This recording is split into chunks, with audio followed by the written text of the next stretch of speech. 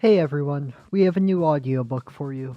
This is The Balkan War, written by Amadeo Bordiga, published on December the 1st, 1912, in, pardon my Italian pronunciation, L'Avanguardia, published in English, having been translated by Communist Left in 1997, and read today by the Solar Collective in 2025 for Library of the Communist Left.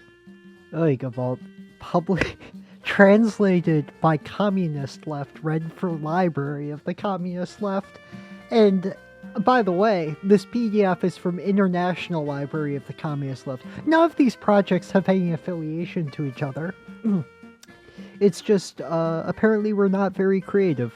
Anyway, without further ado, let's get on with the article. Though we can't yet evaluate the historical consequences of the slaughter as it draws to a close, we can at least examine it somewhat objectively from the socialist standpoint. It is said that the Balkan peoples are fighting for the cause of civilization, liberty, and the independence of peoples. It is accepted as indisputable dogma that the disappearance of Turkey from the map of Europe will be a sound basis for Eastern economic and social development, and so must be welcomed by socialists. Before an astonished Europe, the fine gesture of four statelets took on the historic physiognomy of a crusade and a revolution at the same time. It entrapped Christians and Republicans, nationalists and socialists, who vied in applauding the war. But the rivers of blood and fire which welled up from countries devastated by one of the most murderous wars on record, while exhilarating for the nationalists and the theoreticians of massacre, only make us curse, and serves us as a warning for the future. Here the historical problem is set before us in all its gravity.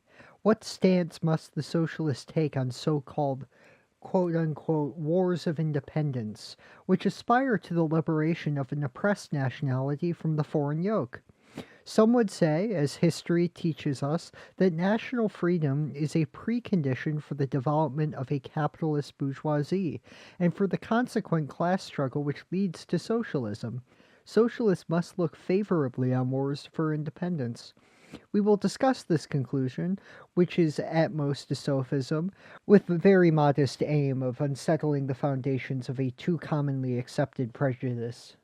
First of all, the premise that the bourgeoisie needs quote-unquote national freedom for its development is not exact.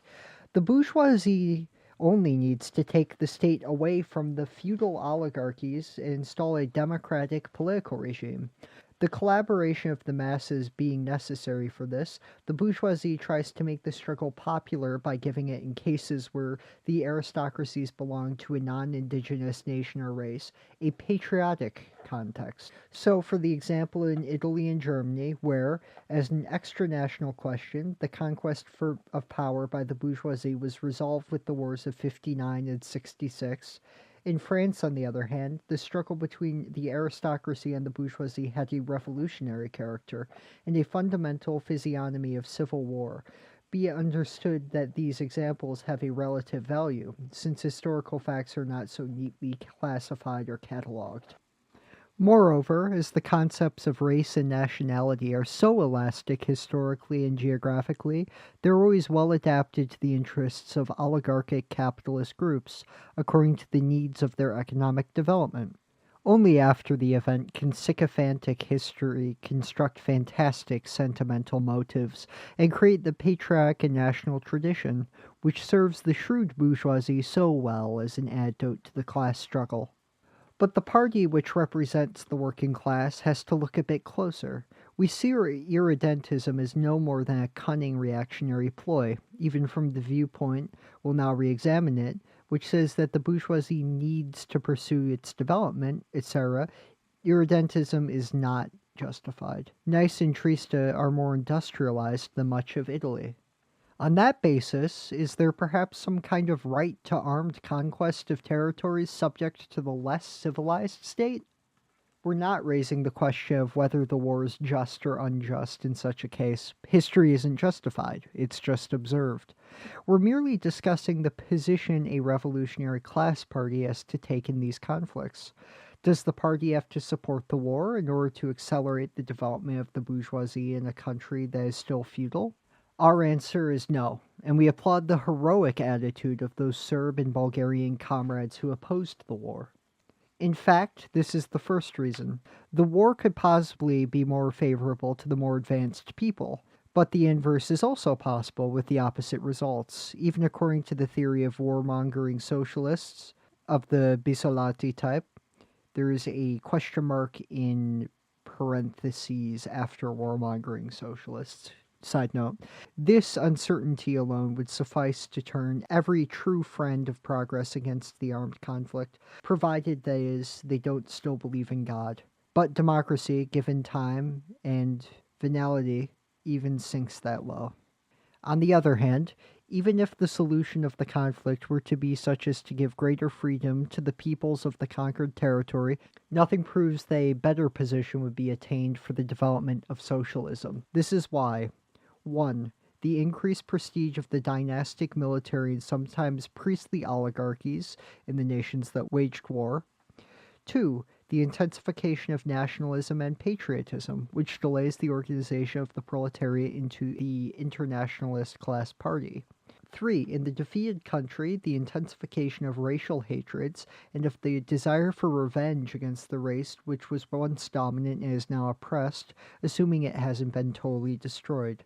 4. The very grave fact of the degeneration of the races after healthy men have been decimated by war, the depopulation caused by massacres, sickness, hunger, etc., and the immense destruction of wealth with the consequent economic crises, and the impossibility of developing industry and agriculture through lack of capital and labor. Therefore, the idea that war accelerates the coming of a socialist revolution is a vulgar prejudice. Socialism must oppose all wars, avoiding the capitalist distinctions between wars of conquest and wars of independence. There remains a sentimental objection to remove. But do you want to prolong the present state of affairs and the Turkish oppression of the Christians? But that's the socialism of reactionaries.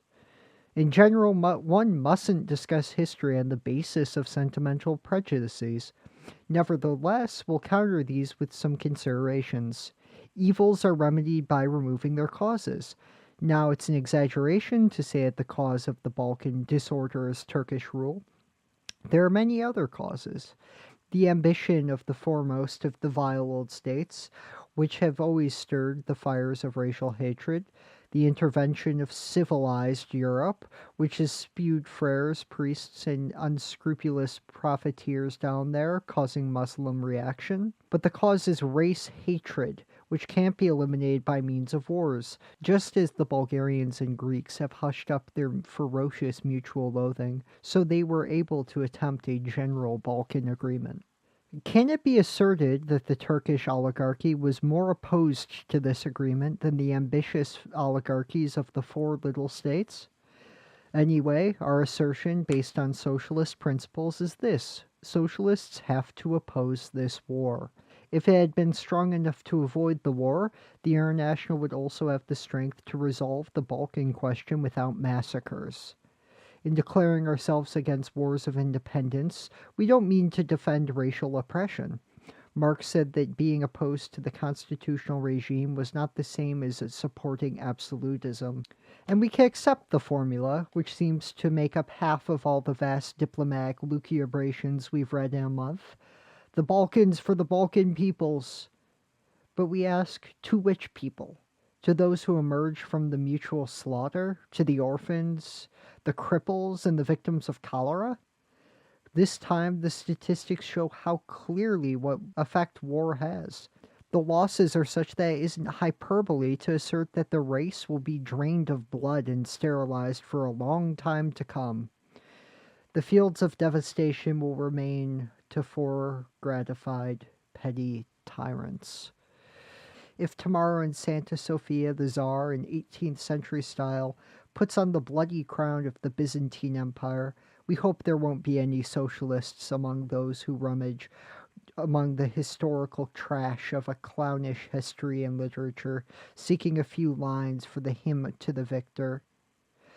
In the name of a greater civilization, we curse those who who, for the sake of their ambitious dreams, brought the massacre of so many young lives. No matter how brutal the crime, you'll always get glorification of its heroism and tradition from the eunuchs of bourgeois culture.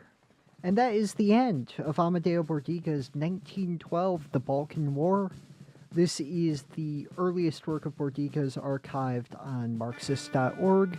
I'm going to try and go through and knock out all of those articles archived on that website. If you'd like to help out with the project, feel free to add me on Discord at Redistrosa. Submit a MP3 file, go through, edit out all of the mistakes. I'll pretty it up for you, and then we'll upload it on the show, assuming that's up to our standard, and the article fits within the goals of the project. Thank you very much for listening, and ladies, gentlemen, and non-binaries, that will be all. Goodbye.